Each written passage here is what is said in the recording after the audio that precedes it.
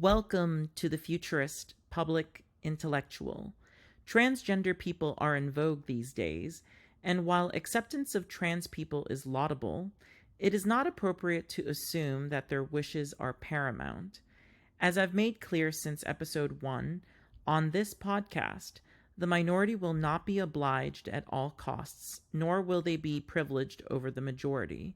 If we as Americans are committed to democracy, then we have to accept that we live in a society that lets the majority prevail.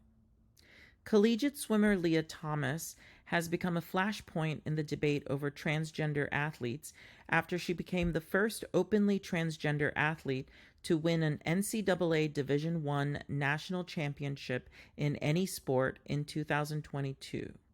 Thomas started transitioning in 2019, meaning she was 20 years old and had already gone through male puberty when the transition started.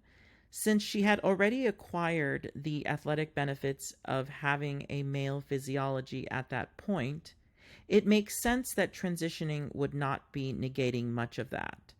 The backlash in the wake of her historic win is absolutely understandable.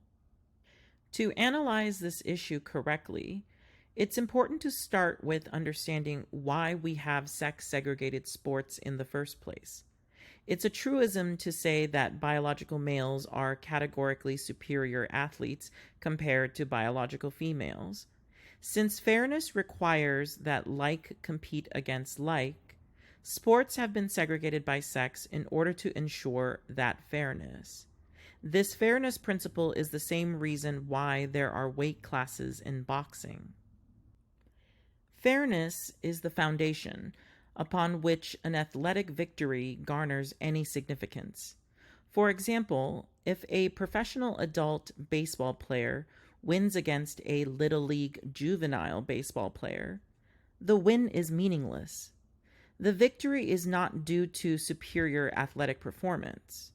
It's a predictable result of a vast disparity in physiological advantage. As you can see, in order to maintain the integrity and value of sports, fairness needs to be at the core of the institution and its policies. In order to determine a permanent solution to this issue, one must also grapple with where a transgender person fits in a gender binary world.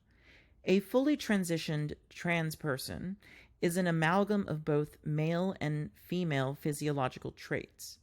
The transitioning process cannot completely reverse or supplant the birth sex's physiological qualities.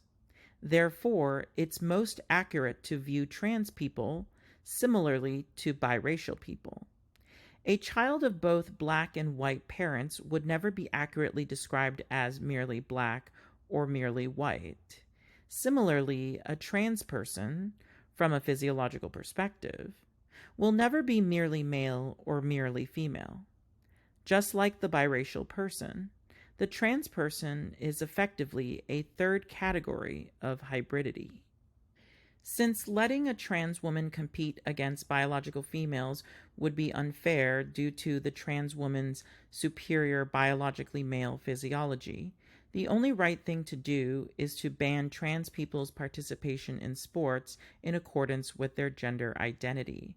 So what do we do with transgender athletes then?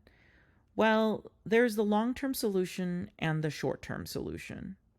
Fairness requires that like compete against like. So people with hybrid physiology, like trans people, should only compete against other people with hybrid physiology. In other words, there needs to be trans sports.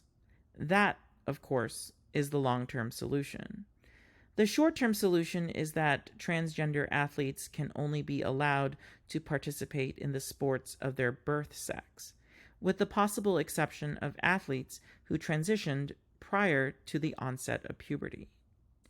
Thank you for listening to the Futurist Public Intellectual.